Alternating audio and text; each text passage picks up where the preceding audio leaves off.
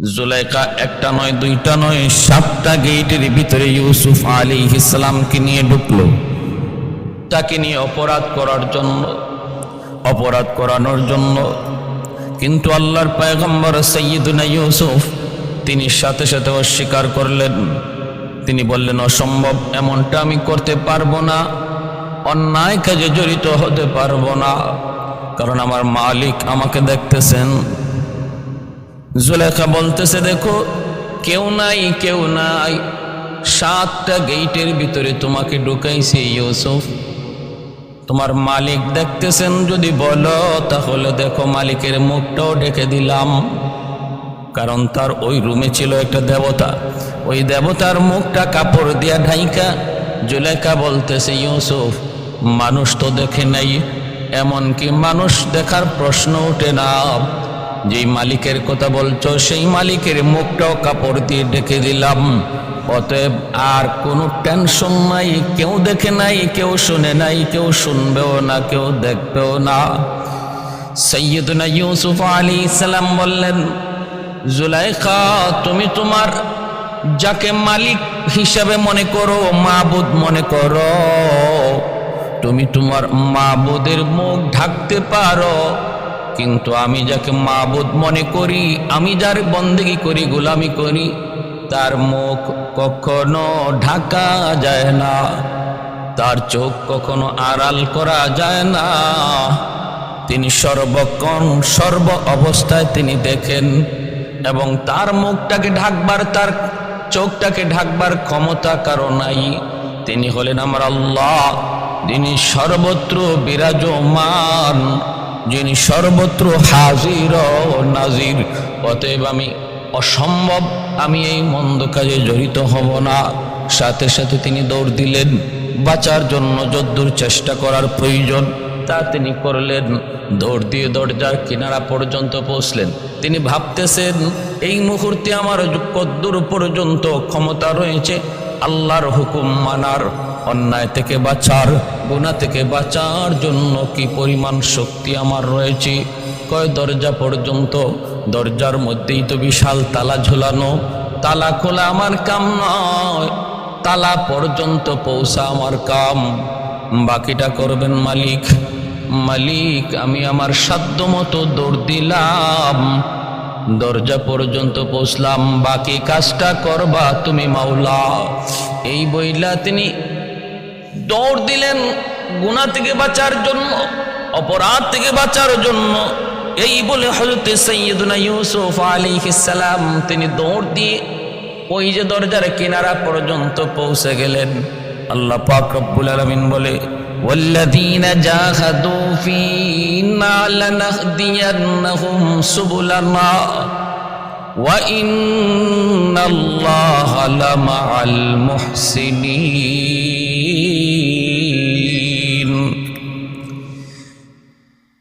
আল্লাহ পাক বলেন, বান্দা আমাকে পাওয়ার জন্য যখন সামনে আগায়, আমি আল্লাহ তার সামনে রাস্তাগুলি সব আসান করে দিই। আমাকে পাওয়ার জন্য যখন বান্দা সামনে অগ্রসর হয়, আমি তার সামনের রাস্তাগুলি সব খুলে দিই, তখন আমি তার পথে সাহায্য করি। তাহলে বোঝা গেল, আল্লাহকে পাওয়ার জন্য যখন চেষ্টা করে তখন আল্লাহ সাহায্য নাজিল হয়, চেষ্টা না করলে আল্লাহ তার সাহায্য করতে আগান না। আমি আল্লাহকে পাওয়ার জন্য এক কদম যদি সামনে আগাই, আল্লাহ পাক আমার কাছে সামনে আমাকে পাওয়ার জন্য মালিক 2 কদম সামনে আগান। হাদিসে কুদসির মধ্যে এসেছে, মান তাকাররাবা ইলাইয়া শিবরান তাকাররাবতু ইলাইহি জিরা ওয়া মান তাকাররাবা ইলাইয়া মাশিয়ান তাকাররাবতু ইলাইহি হারওয়ালা। আল্লাহ পাক বলেন, 1 কদম তুমি সামনে আগাও, তোমাকে কোলে নেওয়ার জন্য আমি আল্লাহ 2 কদম সামনে আগাবো। আমাকে পাওয়ার জন্য তুমি পায়ে হেঁটে আগাও, আমি আল্লাহ তোমাকে কোলে নেওয়ার জন্য দৌড়ে সামনে আগাবো। বাইরা আস-সাইয়ু মিন্নি ওয়াল ইতমামু মিনাল্লাহ। আমার আপনার কাম হলো চেষ্টা করা, আমার আপনার কাম হলো চেষ্টা করা। গন্তব্যে পৌঁছে দিবেন আল্লাহ, গন্তব্যে পৌঁছে দিবেন আল্লাহ। যে সাইয়্যিদুনা ইউসুফ আলাইহিস সালাম তিনিও আল্লাহকে পাওয়ার জন্য দৌড় দিয়া সাধ্যমতো তিনি দরজা পর্যন্ত পৌঁছে গেলেন। বাকিটা করবেন আল্লাহ। সাথে সাথে আল্লাহ পাক ওই তালাটা কুদরতি ভাবে আল্লাহ খুলে দিলেন। ইউসুফ আলাইহিস সালাম দৌড় দিয়া দরজা পার হলেন, সামনে আর একটা দরজা, ওখান পর্যন্ত গেলেন। বাকিটা করলেন আল্লাহ। সামনে আর একটা দরজা, দৌড় দিয়ে ওই পর্যন্ত গেলেন, বাকিটা করলেন আল্লাহ। একে একে 7টা তালা কুদরতি ভাবে আল্লাহ পাক খুলে দিলেন। 7টা গেট পাড়ি দিয়া যখন সামনে আগান, পিছনে জুলেখা। জুলেখা ইউসুফ আলাইহিস সালামের পিছনে পিছনে দৌড়ায়। ইউসুফ আলাইহিস সালাম সামনের দিকে দৌড়ান, জুলেখা পিছন থেকে ইউসুফ আলাইহিস সালামের জামা ধরে টান দিল, জামাটা ছিঁড়ে গেল। ইউসুফ আলাইহিস সালাম আর জুলেখা 7 গেটের সামনে, মেইন গেটের বাহিরে আসা মাত্রই দেখে আজিজে মিসর জুলেখার স্বামী দাঁড়ায় আছি। জুলেখার স্বামী দাঁড়ায় আছি। আজিজে মিসরের সামনে দুজন যায় হাজির। স্বামী তো অবাক হয়ে গেল, দেইকা ব্যাপার কি? পিছনে স্ত্রী দৌড়ায়, সামনে ইউসুফ, দুজনে এসে তার সামনে হাজির। অবাক নয়নে তাকায় রইছে, যেন চোখ তার প্রশ্ন করে, কি ব্যাপার, কি হয়েছে, তোমাদের কি হলো? জুলেখা প্রশ্ন করার আগেই সে তার চালাকি শুরু করলো। চালাকি বলতেছে, জাহাপনা, যারে এতদিন পর্যন্ত আপনি নিজের সন্তান বইলা তারে পাললেন, লালন পালন করলেন, এতটা আমানতদারি, যার মধ্যে বিশ্বস্ততা, যার মধ্যে আছে, আপনি মনে করলেন সেই আজকে আপনার সাথে বিশ্বাসঘাতকতা করেছে, সেই আজকে আপনার আমানতে খেয়ানত করেছে। বলে কি? সে আপনার আমানতে খেয়ানত করেছে, এই কথা বোঝাইতে চাইল ইউসুফ আমার সাথে অন্যায় করার জন্য আন্দরে ঢুকছিল। কত বড় জঘন্যতম অপবাদ মুহূর্তের ভিতরে। যেন আল্লাহ বলে নারীদের ষড়যন্ত্র বড় কঠিন। এমনকি আল্লাহ পাক রব্বুল আলামিন শয়তানের ষড়যন্ত্রের ব্যাপারে আজিম বলেন নাই, কঠিন বলেন নাই। নারীর ষড়যন্ত্রের ব্যাপারে আল্লাহ আজিম শব্দ ব্যবহার করেছেন, ইন্না কাইদাকুন্না আজিম। নারীদের ষড়যন্ত্র শয়তানের ষড়যন্ত্রের চেয়েও কঠিন।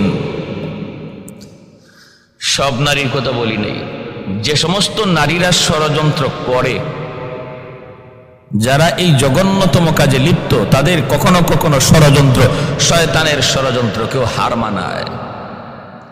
ইউসুফ আলাইহিস সালাম নীরব থাকেন নাই।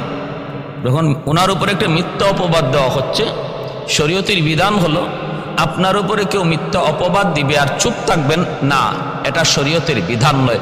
বিধান হলো আপনি প্রতিবাদ করবেন, যে না, আমি এই দোষী নই, সে মিথ্যা বলতেছে, আমি তার সাথে অন্যায় করার জন্য ভিতরে ঢুকি নাই, সে আমাকে ফুসলাইয়া আন্দরের ভিতরে নিয়ে ঢুকলো, আমি ঢুকি নাই, আমাকে ঢুকাইছে, এবং সে অন্যায় করতে চাইছে, অপকর্ম করতে চেয়েছে, আমি সায় দেই নাই, আমি মানি নাই। আজিজে মিসর পড়ল বিপাকে। স্ত্রীর কথা বিশ্বাস করবে নাকি সাইয়্যিদুনা ইউসুফ আলাইহিস সালামের কথা বিশ্বাস করবে?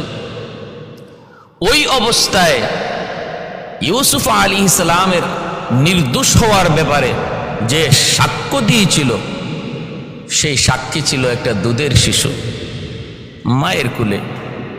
আপনারা বলুন, দুধের শিশু কথা বলতে পারে না? দুধের শিশু কথা বলতে পারে না, কিন্তু আল্লাহর কুদরতে পারে। যখন আল্লাহ চান, আল্লাহ যখন চান, তখন দুধের শিশু না, শুধু গাছও কথা বলতে পারে, মাছও কথা বলতে পারে, প্রাণীও কথা বলতে পারে, মৃত ব্যক্তিও কথা বলতে পারে, যদি আল্লাহ চান। যদি কে চান? আল্লাহ। কাদিরে কুদরত দারি পর কামাল, কাদিরে কুদরত দারি বর কামাল, আনতা রব্বি আনতা হাসবি যুল জালাল, আনতা রব্বি আনতা হাসবি যুল জালাল। সমস্ত ক্ষমতার মালিককে আল্লাহ। আল্লাহ সব কিছু পারেন, এমন কোনো কাম নাই যা আল্লাহ পারে না। আমরা যা পারি না আল্লাহ তা পারেন, আমরা যা দেখি না আল্লাহ তা দেখেন, আমরা যা শুনি না আল্লাহ তা শোনেন। ওই অবস্থায় দুধের বাচ্চারা সাক্ষী দিয়ে বলতেছে, আজিজ মিসিরকে বাদশা জাহাপনা, আমি আপনাকে বলি, আমি বলবো না ইউসুফ নির্দোষ, জুলাইখা নির্দোষ, এমন কথা বলবো না। আপনাকে একটা সূত্র বলে দিই, এই সূত্রের আকারে আপনি সামনে আগাইলি কে দোষী কে নির্দোষ আপনি নিজেই বুঝে ফেলবেন। কি সেই সূত্র? সূত্রটা হলো, আপনি সৈয়দনা ইউসুফ আলাইহিস সালামের আপনি জামা পরীক্ষা করেন, যদি তার জামা সামন দিক দিয়ে ছেঁড়া পান, সামন দিক দিয়ে যদি ছেঁড়া পান, তাহলে বুঝবেন ইউসুফ দোষী। কারণ ইউসুফ অন্যায় করতে চেয়েছেন, জুলাইখা বাধা দিয়েছে। ওই অবস্থায় জুলাইখার হাতের দ্বারা তার জামা ছিঁড়ছে। সামনের দিকে ছিঁড়া থাকলে বুঝবেন ইউসুফ দোষী, জুলাইখা নির্দোষ। আর যদি পিছন দিক দিয়ে জামা ছেঁড়া পান, তাহলে বুঝবেন ইউসুফ নির্দোষ ও জুলাইখা দোষী। তখন বোঝা গেল ইউসুফ তিনি চান নাই, ভাগতে চেয়েছেন, অন্যায় থেকে বাঁচতে চেয়েছেন, আর জুলাইখা পিছন দিক দিয়ে ওনাকে টান দিছে। এই কথা বলতেই আজিজে মিসর কয়, ভালো কথা, তাহলে জামা পরীক্ষা করি। জামা পরীক্ষা করে দেখলো ইউসুফ আলাইহিস সালামের জামা সামন দিকে নয়, সামন দিকে নয়, জামা ছেঁড়া পাওয়া গেল পিছন দিকে। সূত্র মোতাবিক প্রমাণ হয়ে গেল সাইয়্যিদুনা ইউসুফ তিনি নির্দোষ, আর জুলাইখা হলো দোষী। এরপরও কিন্তু স্ত্রীর বিচার করে নাই আজিজে মিসর, কিছু গালমন্দ করছে, আর বিষয়টাকে ধামাচাপা দেওয়ার জন্য সাইয়্যিদুনা ইউসুফ আলাইহিস সালামকে কারাগারে নিক্ষেপ করেছিল। সেটা ভিন্ন কথা। আমার উদ্দেশ্য শুধু এটা যে এমন তিন কোন শিশু যারা মার কুলে থেকে কথা বলেছেন, দুজনের কথা আল্লাহ কোরআনে বলেছেন, আর একজন কুলের শিশুর কথা আল্লাহর নবী তার হাদিস শরীফে বলেছেন। আসুন সে হাদিস শরীফের ঘটনাটা কি সেটা আমরা জানি। সেই ঘটনাটা হয়তো আমাদের অনেকেরই অজানা। বনি ইসরাইলের একজন বহুত বড় বুজুর্গ ছিলেন, বহুত বড় একজন আল্লাহর ওলি ছিলেন, যার নাম ছিল হযরত জুরাইজ আলাইহিস সালাম। এই জুরাইজ তিনি একজন বুজুর্গ আল্লাহ ওয়ালা। বনি ইসরাইলে আল্লাহকে পাওয়ার জন্য, ইবাদত বন্দেগীর জন্য সংসার ছেড়ে, জনপদ ছেড়ে পাহাড়ে জঙ্গলে নির্জনে চলে যাওয়ার একটা বিধান ছিল, সুযোগ ছিল। যার কারণে বহু মানুষ, বহু বুজুর্গ তারা সব কিছু ছেড়ে, বিয়ে শাদী, মা বাবা আত্মীয় স্বজন ছেড়ে শুধু আল্লাহর পাগল হয়ে পাহাড়ে জঙ্গলে নির্জনে তারা সময় কাটাইছেন। এদেরই মধ্যে একজন হলেন হযরত জুরাইজ, যিনি বসতি ছেড়ে দিয়া আল্লাহকে পাওয়ার জন্য, আল্লাহর প্রেমে আর আল্লাহর মহব্বতে নির্জন এক জঙ্গলে একটা সামান্য কোরেগোরের মতো বানায়া সেখানে রাত দিন আল্লাহর বন্দেগী করতেন, জিকির আজকার করতেন, নামাজ কালাম পড়তেন, আর আল্লাহর প্রেমে ডুবে থাকতেন। এভাবেই চলছে। কিছু লোক ওনার ভক্ত, কিছু মুরিদান রয়েছে। স্বাভাবিকভাবেই আল্লাহওয়ালা মানুষদের পক্ষে কিছু মানুষ থাকে, তাদের ভক্ত কিছু থাকে। আবার কিছু মানুষ এমনও থাকে যারা আল্লাহওয়ালাদেরকে মহব্বত করে না, বরং অন্তরে হিংসা রাখে, বিদ্বেষ রাখে। এটা সর্বকালে ছিল, আজও আছে, ভবিষ্যতেও থাকবে। এমন আলেম বিদ্বেষী, ওলামা বিদ্বেষী, আল্লাহওয়ালা বিদ্বেষী কিছু মানুষ, যাদের অন্তরে যদিও নামাজ কালাম পড়ে, বলে আমি ইসলাম মানি, বলে আমি নামাজ পড়ি, কিন্তু আল্লাহওয়ালাদের ব্যাপারে অন্তরে মহব্বত নাই, বরং অন্তরে হিংসা আর বিদ্বেষ। অতএব সমাজে দুটো গ্রুপই ছিল। ওই অবস্থায় জুরাইজ তিনি নির্জনে একা একই আল্লাহর বন্দেগী করতেছেন। আমার ভাইয়েরা, বন্ধুরা, একদিন মা সন্তানকে দেখার জন্য তিনি জঙ্গলে গেলেন নির্জনে। যেখানে বসে বসে জুরাইজ আল্লাহকে পাওয়ার জন্য, আল্লাহর বন্দেগী করার জন্য তিনি জায়গা বেছে নিয়েছেন। মা দরজার সামনে যায় দেখতে পেলেন দরজা বন্ধ। কেন দরজা বন্ধ? ভিতরে জুরাইজ নামাজ পড়তেছেন। নামাজ। মা দরজার বাহির থেকে ডাক দিলেন, বাবা জুরাইজ, বাবা জুরাইজ বলে তিনি ডাক দিলেন। কিন্তু জুরাইজ তো নামাজে। তিনি বলবেন যে আমি নামাজে, তাও তো পারেন না। আবার নামাজ ভাঙবেন, দরজা খুলবেন। তিনি মনে করতেছেন এটাও না, হয় না। ঠিক আছে, আমি নামাজটা শেষ করি, তারপরে দরজা খুলে দেখব মা কেন এসেছেন। এইদিকে মা কয়েকটা ডাক দেওয়ার পরেও যখন জুরাইজ দরজা খুললেন না, মা তখন আর ডাকাডাকি না করে তিনি চলে আসলেন। জুরাইজ নামাজ শেষ করে দরজা খুলে দেখেন মা দরজার বাহিরে নাই, মা তো চলে গেছেন। দ্বিতীয় দিন মা আবার আসলেন, একই অবস্থা, দরজা বন্ধ। ওই দিনও জুরাইজ নামাজের মধ্যে তিনি মগ্ন। মা ডাকতেছে, বাবা জুরাইজ, কিন্তু তিনি তো ভাবতেছেন আমি নামাজ শেষ করিনি, নামাজ শেষে আমি দেখবো মা কেন এসেছেন। নামাজ শেষ করলেন, মা এর ভিতরে চলে গেলেন। দ্বিতীয় দিনও মা ডাকলেন, কিন্তু সন্তানের ডাকের জবাব পান নাই। তৃতীয় দিন মা আবার আসলেন, একই অবস্থা, দরজা বন্ধ, ভিতরে জুরাইজ নামাজে মগ্ন। আবারও ডাক শুরু করলেন। জুরাইজ ভাবলেন নামাজটা শেষ করেই মার ডাকটা শুনবো, দরজা খুলে দিব। ওই দিনও কিন্তু মা ডাকাডাকি করো, যখন দরজা খুলল না, মা তো আর জানেন না ভিতরে জুরাইজ নামাজে মগ্ন। তিনি তো আর জানেন না, বুঝেন না। মা চলে যাচ্ছেন, কিন্তু 3 দিন সন্তানের সাড়া না পাওয়ার কারণে, সন্তানকে না দেখার কারণে, দরজা না খোলার কারণে মা ভীষণ কষ্ট পেলেন। কষ্ট পেয়ে মা ফিরে যাইতেছে, আর একটা বদদুয়া দিয়ে যাচ্ছেন।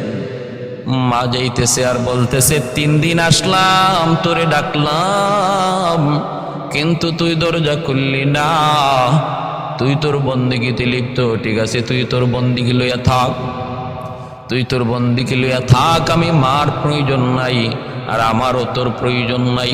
আল্লাহ যেন তোর মৌতের আগে বেশ্যা কোনো নারীর ফান্দে ফালায়। নাউজুবিল্লাহ।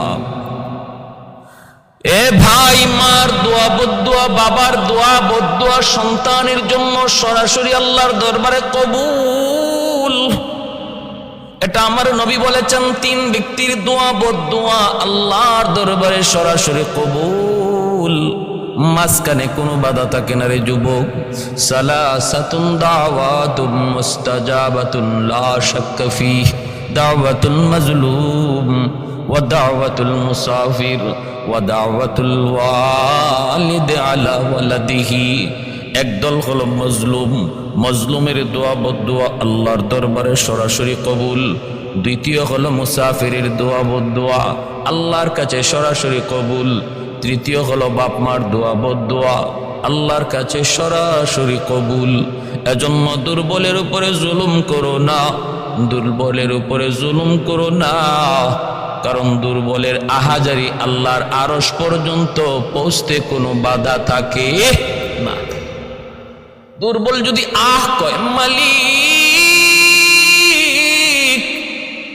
আমি দুর্বল, আমি অসহায়, এজন্য কেউ আমার পক্ষে কথা বলে না।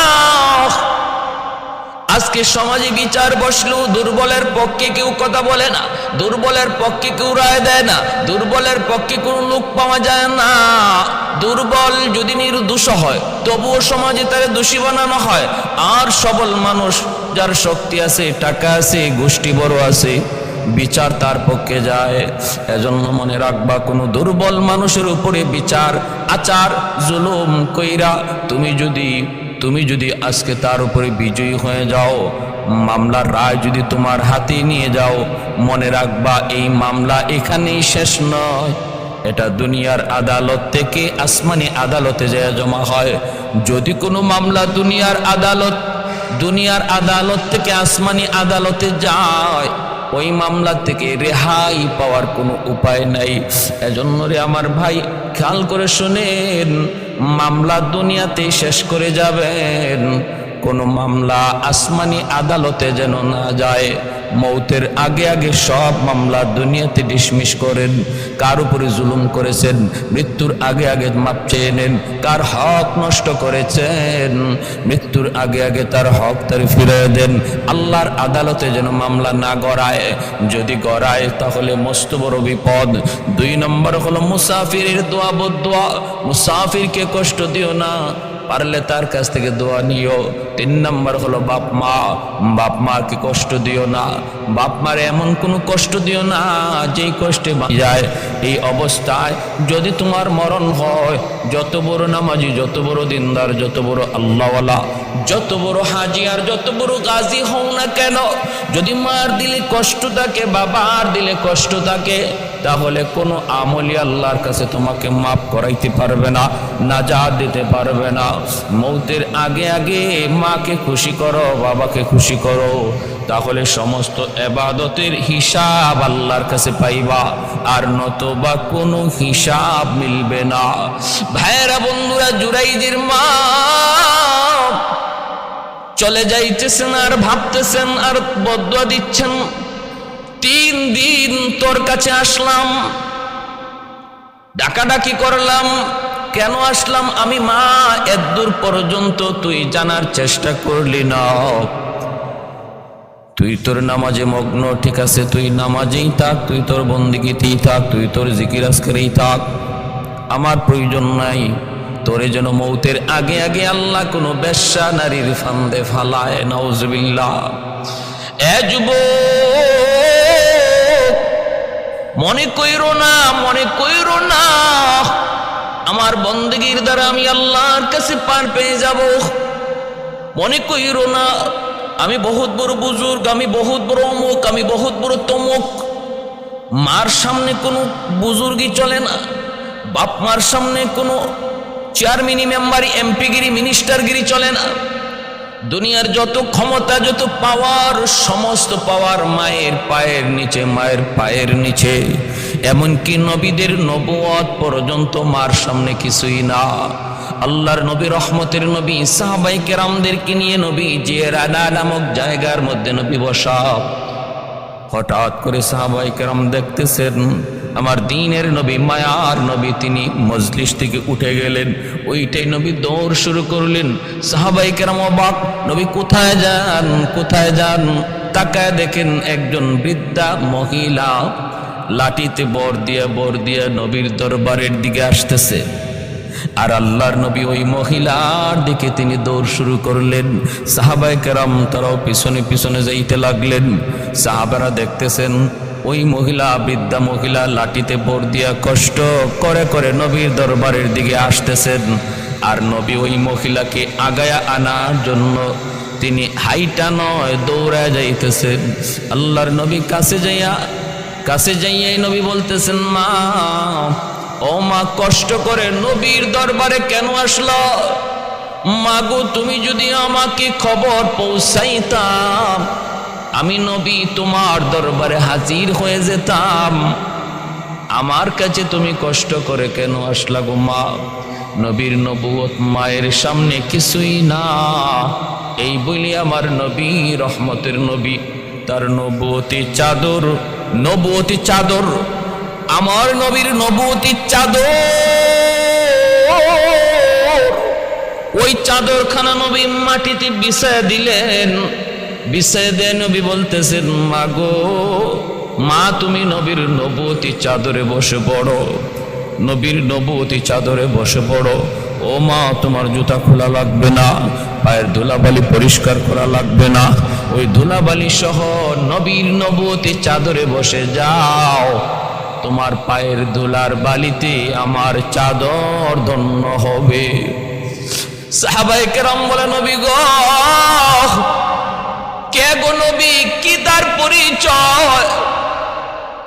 এত দামি মহিলা সে কে যে নবীর চাদরে পায়ের ধুলা বালিশও বসে গেল, যার পায়ের ধুলাতে নবীর নবুয়তি চাদর ধন্য হবে। বললেন, নবী গো তিনি কে? তিনি কে?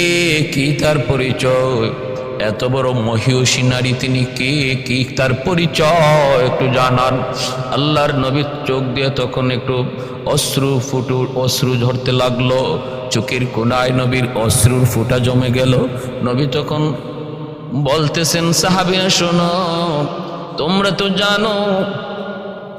তো জানো আমি নবী জন্মের আগেই বাবা হারাইছি, তারপরে কিছুটা বুঝ হওয়ার পর মা হারাইলাম, কিন্তু তাও তো জানো আমি নবীকে একজন মহিলা দুধ খাওয়ায় বড় করছেন।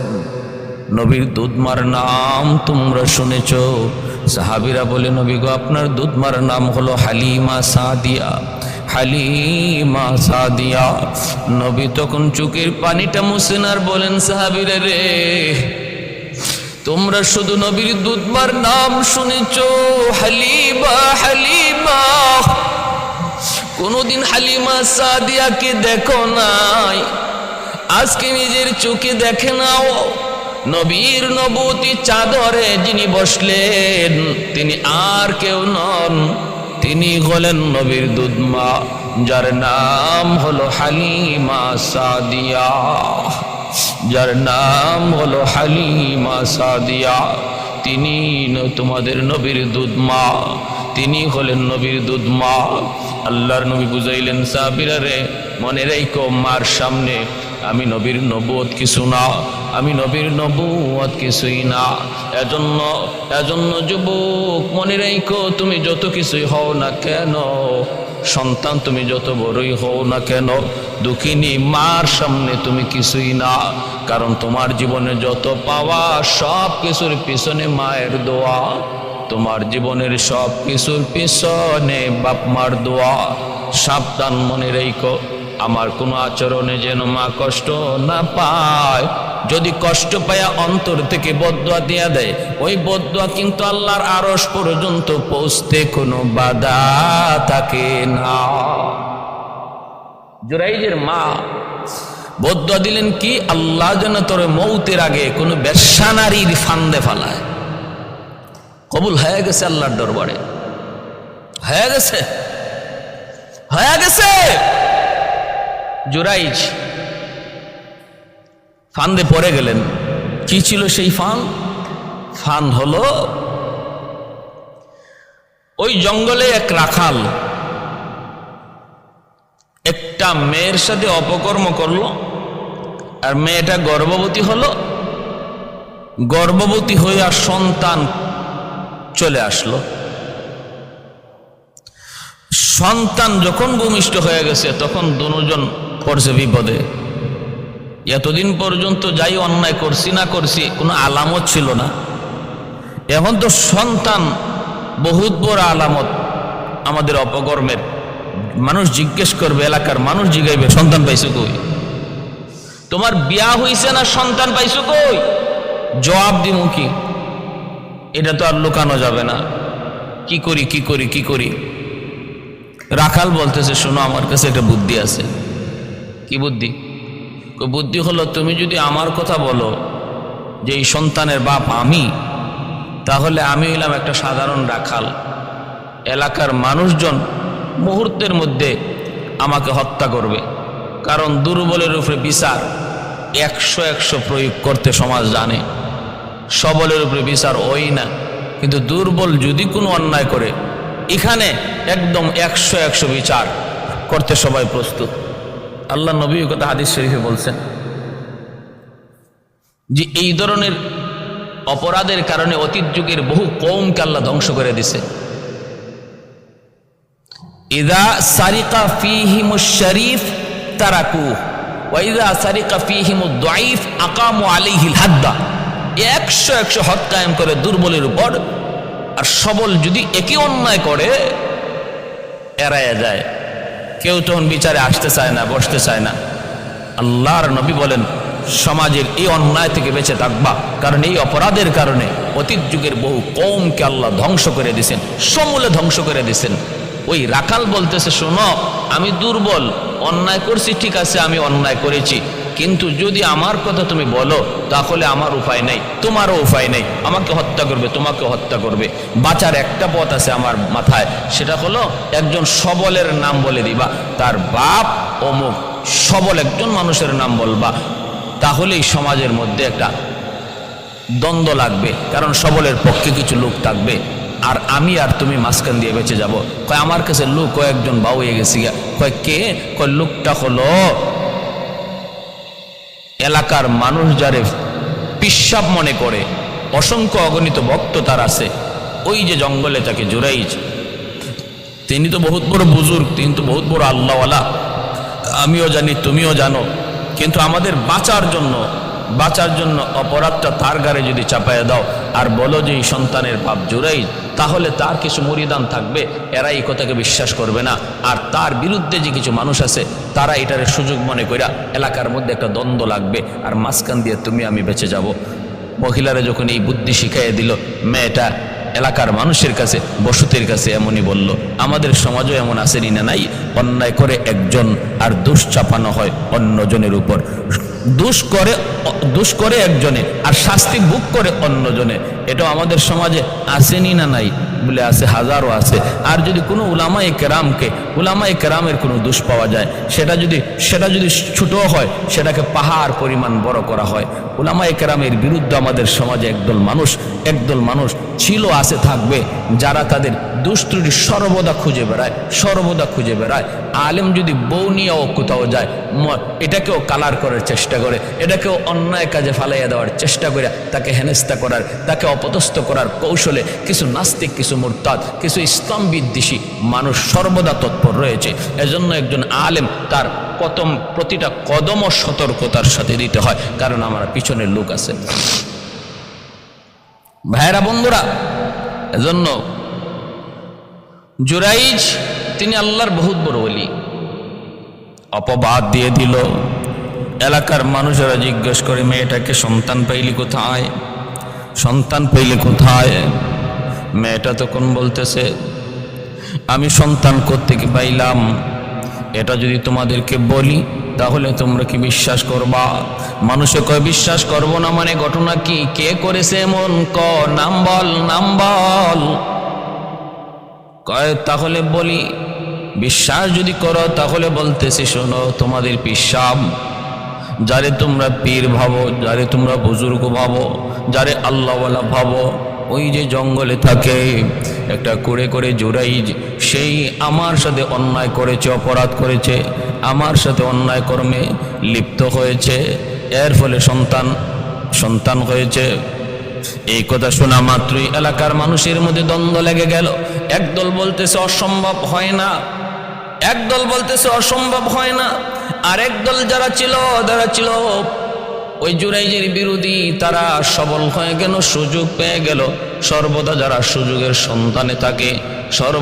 সুযোগের সন্ধানে থাকে, দেখি একটা কিছু পাই কিনা, দেখি একটা সুযোগ পাই কিনা, দেখি কোনো একটা বিষয় ঘটে কিনা, সেই সুযোগটারে কাজে লাগায় নিল। সমস্ত মানুষ এক হয়ে বলতেছে, এইবার সুযোগ যায়, আর সুযোগ হাতছাড়া করা যায় না। বুঝছি জঙ্গলে কেন গেল, কেন জঙ্গলে যায় ইবাদত করে, বুঝছি কেন সে নির্জনে গেল, এই অন্যায় করার জন্য, অপরাধ করার জন্যই সে বসতি ছেড়ে দিয়েছে, এই বুঝি তার উদ্দেশ্য। এই বইলা এলাকার মানুষ, বেশিরভাগ মানুষ সমবেত হইয়া যখন রওনা দিল, এলাকায় কিছু বিরোধী দলও দাঁড়াইল, কিন্তু না, মারামারি এলাকায় হলো। তারপরে গেল জঙ্গলে, যাইয়া জুরাইজের ওই ঘর, যেই ঘরে বসে বসে তিনি আল্লাহর বন্দেগী করেন, ওই ঘরে যাইয়া হামলা শুরু করলো। জুরাইজ ভিতর থেকে আওয়াজ দিয়া বলেন, কে গো তোমরা, কে, কেন এমন করো, একটু কারণ বলো, কি ছিল আমার অন্যায়, কি অপরাধ, কেন আমার ঘর ভাঙ্গা? বাহিরে বের হওয়া মাত্রই লোকগুলি কয়, এখন তো তুমি বুঝবাই না, অন্যায় করার পরে অপরাধী কিছু বুঝে না, এটাই ঠিক। অন্যায় করার পরে অপরাধী কিছু বুঝে না, নিজের নির্দোষ বলে, এটাই তো বাস্তবতা। তুমি তো এখন বলবা আমি কিছু বুঝি নাই, আমি কিছু করি নাই। বলে কি ঘটনা বলো? কই মেয়েটারে জিজ্ঞেস করো। কি ব্যাপার বলো? মেয়েটারে জিজ্ঞেস করতেছে এলাকার মানুষে, মেয়ে বল বল, বিয়ে ছাড়া তোর কাছে সন্তান আসলো কেমন করে? মেয়েটা তখন বলতেছে আমার সন্তানের বাবা হলো এই জুরাইজ। নাউজুবিল্লাহ। আল্লাহর ওলি জুরাইজ আসমান ভেঙ্গে যেন মাথায় পড়লো। এত বড় জিনার অপবাদ একজন আল্লাহর ওলির উপরে। জুরাইজ অবাক হয়ে গেলেন, আসমান ভেঙ্গে যেন মাথায় পড়লো। তিনি বুঝে ফেললেন কোন বহুত বড় পরীক্ষার সম্মুখীন হয়েছেন আল্লাহর তরফ থেকে। অন্যায় তার হয়ে গেছে, অপরাধ হয়ে গেছে, কোনো একটা অপরাধ হয়েছে, যে অপরাধের কারণে তিনি এত বড় পরীক্ষার সম্মুখীন হয়েছেন। আল্লাহওয়ালারা যখনই কোনো বিপদে পড়ে, যখনই কোনো মুসিবত হয়, তখনই তারা নিজের দিকে খেয়াল করে, আমার কোন অন্যায় হলো, কোন অপরাধ হলো, আমার কোন গুনাহ হয়ে গেল, আমার দ্বারা কোন ত্রুটি হয়ে গেল, আমার জীবনের যত বিপদ, যত মুসিবত, সব কিছু আমার কোনো না কোনো অন্যায়ের কারণে। জহারাল ফাসাদু ফিল বাররি ওয়াল বাহরি বিমা কাসাবাত আইদিন নাস। আল্লাহ নিজে বলেন, ছোট হোক বড় হোক যত বিপদ, সমস্ত বিপদ তোমার হাতের কামাই। অতএব আল্লাহর ওলিরা তারা সর্বদা নিজের দিকে তাকাইতেন। এজন্যই তো সুলাইমান আলাইহিস সালাম যখন হুদহুদ পাখিকে পান না, তিনি তো বলবার কথা আমার হুদহুদ কোথায়, হুদহুদ গেল কোথায়, এর কি হলো? কিন্তু সুলাইমান আলাইহিস সালাম হুদহুদের কি হলো এই প্রশ্ন না করে বলতেছেন, মা লিয়া লা আরাল হুদহুদা, আমার কি হলো, আমি যে আমার এত বড় নিয়ামত হুদহুদকে পাচ্ছি না, আমার কি হলো? তার মানে আমার দ্বারা কি ভুল হয়ে গেল, কি ত্রুটি হয়ে গেল? আল্লাহর ওয়ালারা সর্বদা নিজের দিকে তাকান। এজন্য মনে রাখবেন, আমার কোনো একটা নিয়ামত যদি কখনো ছিনায় যায়, কখনো চলে হাতছাড়া হয়ে যায়, অথবা কোনো একটা বিপদে আমি পড়ে যাই, যেটাতে পড়বার কথা না সেটার মধ্যে আমি পড়ি, তখনই বুঝতে হবে এটা আল্লাহর পক্ষ থেকে আমার চলার পথে একটা হুচট খাওয়ানো, আমার চলার পথে একটা হুচট খাওয়ানো, যেন আমি থেমে যাই, আমি ভুল পথে চলতেছি, আমার দ্বারা ভুল হচ্ছে। আল্লাহ থামায় দেওয়ার জন্য, আমার জীবনের গতি বেগ, আমার জীবনের গতিটারে আটকায় দেওয়ার জন্য এমন একটা হুচট খাওয়ান। সতর্ক মানুষ যারা সতর্কতার সাথে চলে, তারা এটা বুঝতে পেরে সেখান থেকে ব্যাক করে, ভুল হলে তওবা করে। জোড়াই তিনিও বুঝতে পারলেন যে আমার এমন কোনো না কোনো একটা ভুল অবশ্যই হয়েছে, যাতে আল্লাহ নারাজ, যার কারণে আমি এই পরীক্ষার সম্মুখীন। কি সেই ভুল? চিন্তা করে পেয়ে গেলেন আমার মা একদিন নয় 3 দিন এসেছেন। আমি নামাজি ছিলাম, মার কথায় সাড়া দেই নাই। হয়তো এতে আল্লাহ নারাজ হয়ে গেছেন, নারাজ। এখন আমার আপনার প্রশ্ন হলো, নামাজ পড়ি কার জন্য? আল্লাহর জন্য। এই দিকে আল্লাহর জন্য নামাজ পড়লাম, নামাজ ভাঙলাম না, মা ডাক দিল, বাবা ডাক দিল, এতে আল্লাহ নারাজ হয়ে গেলেন কেন? আমি তো আল্লাহর জন্য নামাজ পড়তেছি। কেন আল্লাহ নারাজ হলেন? ফিকহের কিতাবে মাসালা লিখেন, একটা মাসালা শোনা 70 রাকাত নফল নামাজ পড়ার চেয়েও বেশি সওয়াব। তাহলে মাসালাটা একটু শুনুন। আমরা তো মাসালা জানতে রাজি না, ওয়াজ শুনতে খুব ভালো লাগে, কিন্তু মাসলা মানতে রাজি না, মাসলা জানতে রাজি না, মাসলা শিখতেও রাজি না। নামাজ পড়তেছি, 1 রাকাত ছুটে গেলে নামাজ কেমন করে পড়তে হয় তা জানি না, জানার চেষ্টাও করি না, বরং আরেকজনের দেখা দেখি নামাজ শেষ করে নেই। ঈদের নামাজ পড়ি, কেমন করে পড়তে হয়, কয়টা তাকবীর দিতে হয় জানি না, জানার চেষ্টাও করি না। আরেকজনে হাত উঠাইলো কি উঠাইলো না সেই দিকে লক্ষ্য করে অনেকেই ঈদের নামাজ পড়ে ফেলে। জানাজার নামাজটা পর্যন্ত জানি না, মানুষের দেখা দেখি জানাজার নামাজ পড়ে ফেলি। এই হলো আমাদের জীবনের আদত। কিন্তু নারী যুবক 70 রাকাত, 1 রাকাত 2 রাকাত নয়, 70 রাকাত নফল নামাজ পড়ার চেয়েও বেশি সওয়াব আল্লাহ বেশি পছন্দ করে বান্দা যখন একটা মাসালা জানে। তাহলে মাসালাটা আসুন শুনি। আমি যদি নামাজে থাকি আর এই অবস্থায় যদি আমার বাপ মা আমাকে ডাক দেন, তাহলে আমি নামাজ ভাঙবো নাকি ভাঙবো না? শরীয়তের মাসালা কি? বাইরে বন্ধুরা, মাসালা হলো আমি ফরজ নামাজে না নফল নামাজে, এটা আগে দেখতে হবে। আমি যদি নফল নামাজে থাকি আর ওই অবস্থায় বাপ মা আমাকে ডাক দেন, তাহলে মাসালা হলো ডাক কেন দিছে, এটা কি জন্য মা ডাক দিল, কি জন্য বাবা ডাক দিল, এটা নিয়ে ভাববার কোনো দরকার নাই। নফল নামাজে থাকলে সাথে সাথে নামাজ ভাঙতে হবে, সাথে সাথে নামাজ ভাঙ্গা বাপ মার ডাকে জবাব দিতে হবে। কারণ এই দিকে হলো নামাজ হলো নফল, বাপ মার ডাকে সাড়া দেওয়া হলো ফরজ। ফরজ আর নফলে যদি টাক্কর লেগে যায়, টক্কর বেজে যায়, তখন ফরজ প্রাধান্য পায়। এজন্য নফল নামাজে থাকলে বাপ মার ডাকে সাড়া দেওয়া ফরজ, নামাজ ভাঙতে হবে। আর যদি আমি ফরজ নামাজে থাকি আর একদিকে বাপ মা আমাকে ডাক দেয়, এ আব্দুর রকিব, বাবা আব্দুল করিম, তখন আমার চিন্তা করতে হবে ডাকটা কি জন্য। এটা কি ইমার্জেন্সি ডাক নাকি মা এমনি ডাক দিছেন? যদি আমি বুঝি যে না, ডাকটা এমনিতেই হয়তো কোনো কিছু জানতে চায়, কিছু জিজ্ঞেস করবে, যেটা আমি নামাজ শেষ করে গিয়া জানাইলেও হবে, বিষয়টা যদি এমন হয়, তাহলে মাসালা হলো নামাজ শেষ করো, তারপরে ডাকে জবাব দাও। আর যদি আমি বুঝি যে না, ডাকটা ইমার্জেন্সি ডাক,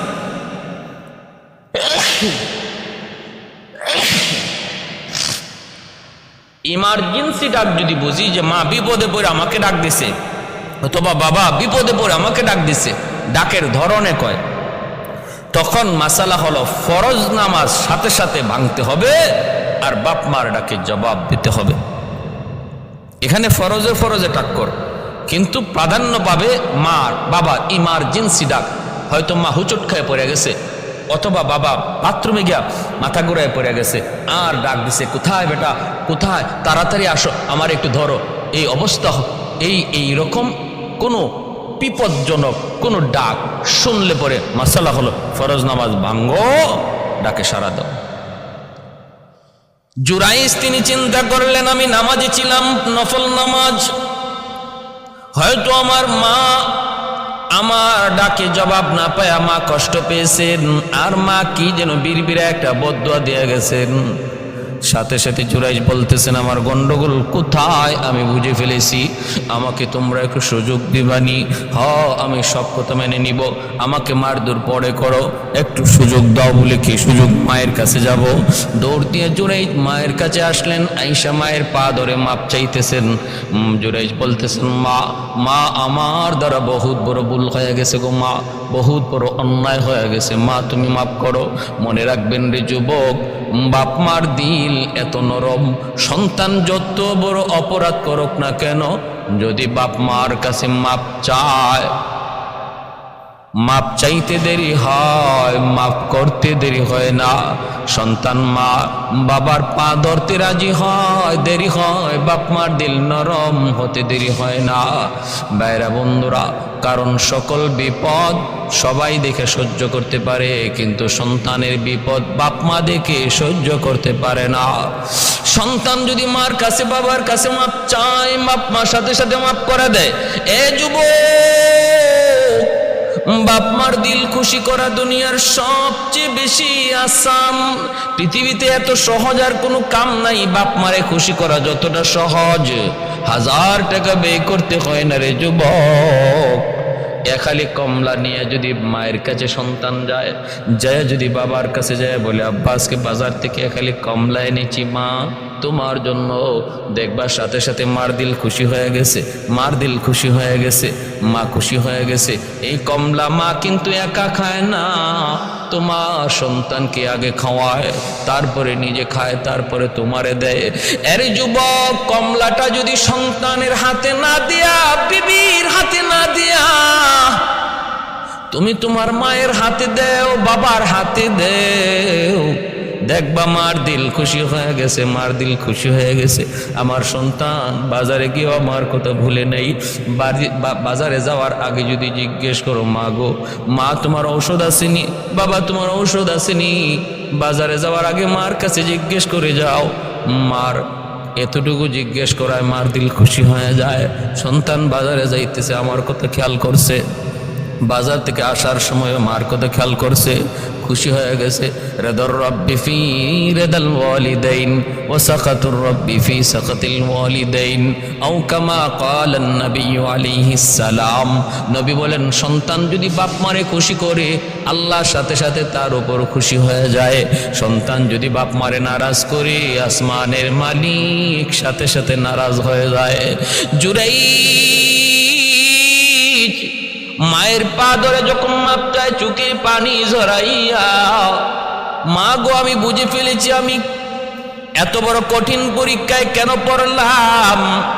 ও মা আমি বুঝে ফেলেছি, মা আমাকে মাফ করো, তুমি মাফ না করলে বিপদ থেকে উদ্ধার পাওয়ার কোনো সুযোগ নাই।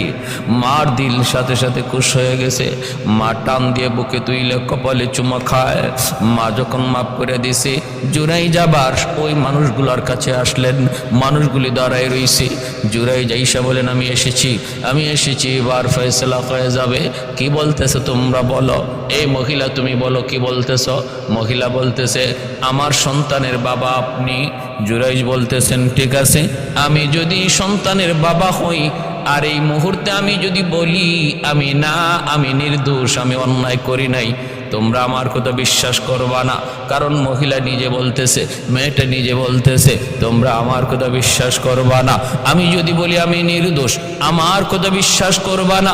কিন্তু এই মুহূর্তে কোনো সাক্ষীও আমার কাছে নাই, আমার কাছে কোনো সাক্ষীও নাই যে আমি বলবো আমি নির্দোষ প্রমাণ করব। তবে আমি আল্লাহর কাছে সাহায্য চাইব, আমার মাওলার কাছে সাহায্য চাইব। আমি যদি বলি আমি দোষী, কিন্তু আমার আল্লাহ জানেন আমি নির্দোষ, এজন্য আমি আমার মালিকের কাছে সাহায্য চাইব। তোমরা সমস্ত মানুষ উপস্থিত থাকো। আজ আমার পক্ষে সাক্ষী দিবে এমন একজন দুধের শিশু, কুলের শিশু, যেই শিশুটা জন্মের পর মাত্র মায়ের দুধ খায়। কথা বলার তার কোনো শক্তি নাই, বয়সও হয় নাই, কিন্তু আজকের মামলার সাক্ষী দিবে সে। তোমরা শুধু শুনবা। কই কে সেই দুধের শিশু? কই ওই শিশুটাই, যেই শিশু তার কুলে, যেই শিশুটা তার কুলে, এই শিশুটাই আজকের সাক্ষী দিবে। সে বলে দিবে তার বাবাকে। যদি ওই কুলের শিশুটা নিজেই বলে দেয় তার বাপকে, তার বাবার পরিচয় শোনায় দেয়, তাহলে কি বিশ্বাস করব? মানুষজন কয় তাহলে তো কোনো সন্দেহই নাই। আর এটা কেমন করে সম্ভব? এটা তো হইতেই পারে না। এই শিশু তো কথা বলার শক্তি নাই, এই শিশুর তো কথা বলার বয়স হয় নাই, তাহলে কেমন করে সম্ভব? জুরাইজ বলেন, সব সম্ভব যদি আমার আল্লাহ চায়, সব সম্ভব যদি আমার আল্লাহ চায়, সব সম্ভব যদি আমার আল্লাহ চায়। আলহামদুলিমান কদ্দারা খাইরাম ওয়া খাবালা, আলহামদুলিমান কদ্দারা খাইরাম ওয়া খাবালা, ওয়াশকুরু লিমান সাওয়ারা হুসনাও ওয়া জামালা, ওয়াশকুরু লিমান সাওয়ারা হুসনাও ওয়া জামালা, ফারদুন সামাদুন আন সিফাতিন খালকি বারিউন, রব্বুন আযালিয়ুন খালাকাল খালকা কামালা, লা জিদ্দা ওয়ালা নিদ্দা ওয়ালা হাদ্দা লিমাওলা, লা জিদ্দা ওয়ালা নিদ্দা ওয়ালা হাদ্দা লিমাওলা, আল আনা কামা কানা ওয়ালাম ইয়ালকা যাওয়ালা, আল আনা কামা কানা ওয়ালাম ইয়ালকা যাওয়ালা, লা মিসলা ওয়ালা সাওয়ারা মিসলাম ওয়া নাযীরা, মান ক্বালা সিওয়া যালিকা ক্বাদ ক্বালা মুহালা। প্রশংসা করব কার? সকল ক্ষমতার মালিককে আল্লাহ। জুরাইজ বলেন, তাহলে তোমরা এবার নিজেরাই নিজের চোখে দেখো কি পরিমাণ ইয়াকিন আল্লাহর ওলির জন্ম নিল। এখন আমার সাথে আমার মায়ের দোয়া আছে, অতএব আমি বিপদে পড়ব না, আল্লাহ আমাকে বিপদে ফালাইবেন না। এতক্ষণ পর্যন্ত মায়ের দোয়া ছিল না, মার অন্তরে কষ্ট ছিল, এজন্য বিপদ। বাইরের জন্যই তো মূসা কালিমুল্লাহ তিনার আম্মা যেদিন মারা গেলেন, আল্লাহ বলতেছেন, মূসা এখন থেকে হুশে হুশে কদম বাড়ায়। এতদিন পর্যন্ত মা ছিল, মার দোয়াও পিছনে পিছনে ছিল। আজ তোমার মা দুনিয়ায় নাই, মার দোয়াও তোমার পিছনে নাই। অতএব রে মূসা কদম ঘষে ঘষে বাড়াইও। এত বড় পয়গম্বরে আল্লাহ কি সবক দিতেছে? আল্লাহ কয়, মূসা বিপদ বিপদ বিপদ থেকে উদ্ধার করেছি আমি আল্লাহ, কিন্তু পিছনে মায়ের দোয়া। আজ পিছনে মায়ের দোয়া নাই, সামনের দিকে আগাইতে হুসে ঘুষে হাঁটো। ও ভাইরা বন্ধুরা, এজন্যই বলতেছি, এজন্যই খেয়াল করুন। জুরাইজ তখন বলতেছেন, আমি তোমাদেরকে দেখায় দিব। এই বইলা তিনি ওই দুধের শিশুটার দিকে, দুধের শিশুটার কাছে যায় তার পেটের মধ্যে আঙ্গুল দিয়ে গুতা দিলেন। গুতা দিয়ে বলতেছেন, ক দেখি তোর বাবাকে, ক তুই মানুষকে জানায় দে তোর বাবাকে। আঙ্গুল দিয়া যখনই এই দুধের বাচ্চার পেটের মধ্যে গুতা দিলেন, সাথে সাথে এই বাচ্চার জবান খুলে দিলেন কে? আল্লাহ। বাচ্চাটা আওয়াজ দেয়া কয়, আমার বাবা হলো ওই রাখাল, ওই রাখাল যার নাম হলো অমুক, সে আমার বাবা। যাকে তোমরা অপবাদ দিচ্ছ সে আমার বাবা নয়, বাবা হলো ওই রাখাল। এলাকার মানুষজন অবাক হয়ে গেল, বাচ্চার সাক্ষী সবাই বুঝে ফেলল। সাথে সাথে জুরাইজ, তিনি আল্লাহর ওলি, তিনি মুক্ত হয়ে গেলেন। এদের এই অপবাদ থেকে আল্লাহ তারে মুক্ত করলেন ওই দুধের বাচ্চার সাক্ষীর দ্বারা।